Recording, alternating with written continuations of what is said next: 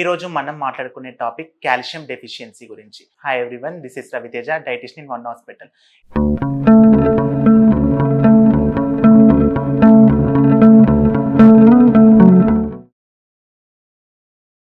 Calcium deficiency మనకు ఎందుకు వస్తుందంటే, మన బాడీలో మినరల్ కాల్షియం అనేది తక్కువైనప్పుడు మనకి కాల్షియం డెఫిషియన్సీ అనేది వస్తూ ఉంటుంది. కాల్షియం డెఫిషియన్సీ రావడానికి కారణాలు ఏంటో ఇప్పుడు తెలుసుకుందాము. సాధారణంగా మన డైట్లో, అంటే మనం తీసుకునే ఆహారంలో కాల్షియం అనే మినరల్ తక్కువగా ఉన్నట్లయితే మనకి కాల్షియం డెఫిషియన్సీ అనే వ్యాధి వస్తుంది. సాధారణంగా మనం ఈ వ్యాధి ఆడవాళ్ళలో ఎక్కువగా చూస్తుంటాము.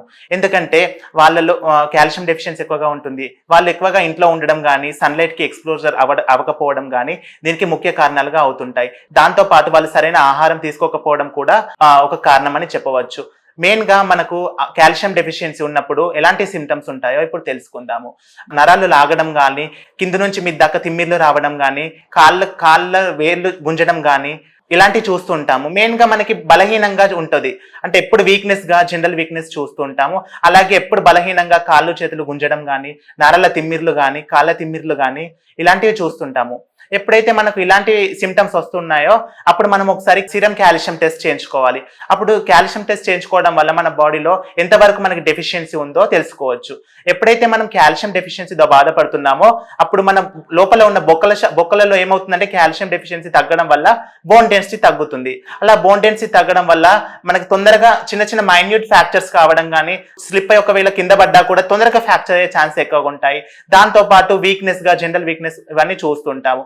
అందుకోసమే మనం తీసుకునే ఆహారంలో ఎప్పుడైనా కాల్షియం రిచ్ ఫుడ్స్ ఎక్కువగా ఇంక్లూడ్ చేసుకోవాలి. ఎప్పుడైతే మనం కాల్షియం రిచ్ ఫుడ్స్ ఎక్కువగా తీసుకుంటుంటామో అలాంటప్పుడు మనకి డెఫిషియన్సీ నుంచి రికవర్ అయ్యే ఛాన్స్ ఎక్కువగా ఉంటాయి. సో ఇప్పుడు మనము కాల్షియం రిచ్ ఫుడ్స్ ఏంటో తెలుసుకుందాము.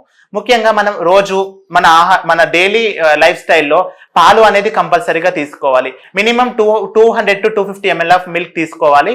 దాంతో పాటు బాయిల్డ్ ఎగ్ తీసుకోవాలి, గ్రీన్ లీఫీ వెజిటేబుల్స్ తీసుకోవాలి. పాల పదార్థాలు అంటే మన వెన్నె కానీ, నెయ్యి కానీ ఇలాంటివి తీసుకున్నట్టయితే మనం కాల్షియం డెఫిషియన్సీ నుంచి డెఫిషియన్సీ బారిన పడకుండా ఉండే ఛాన్స్ ఉంటాయి. అలాగే మన ఆకుకూరల్లో కూడా ఐరన్, కాల్షియం ఎక్కువగా ఉంటుంది.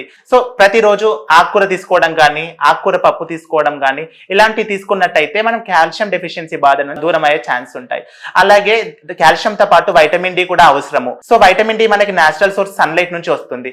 ఎప్పుడైతే మనకు తెల్లవారుజామున పొద్దుట ఎండ అంటాం కదా, ఆ మార్నింగ్ సన్ రైజెస్ కి ఎక్స్ప్లోర్ అవుతామో అప్పుడు మన బాడీ వైటమిన్ డిని సింథసిస్ చేసుకొని మన బాడీలో వైటమిన్ డి డెఫిషియన్సీ రాకుండా చూసుకుంటుంది. అందుకోసమే ప్రతిరోజు మహిళలు కానీ, పురుషులు కానీ ప్రొద్దున లేసినప్పుడు అట్లీస్ట్ 5 to 10 minutes సన్ కి ఎక్స్ప్లోజర్ అవ్వాలి. సన్ కి ఎక్స్ప్లోజర్ అయినట్టయితే మన బాడీ సింథసిస్, ఫోటోసింథసిస్ లాగా మన బాడీ కూడా మెలనిన్ పిగ్మెంట్ సింథసిస్ చేసుకొని వైటమిన్ డి ప్రొడ్యూస్ చేసుకుంటుంది. అలా అయినప్పుడు మన కాల్షియం, వైటమిన్ డి సరిగ్గా ఉన్నప్పుడు బోన్ డెన్సిటీ బాగుంటుంది. అంటే బొక్కలలో కాల్షియం బాగుండి మనకు తొందరగా టేర్ కానీ, బొక్కలు విరగడం కానీ అయ్యే ఛాన్సెస్ తక్కువగా చూస్తూ ఉంటాము. అందుకోసమే తీసుకునే ఆహారంలో కాల్షియం ఎక్కువగా ఉండేటట్టు చూసుకోవాలి.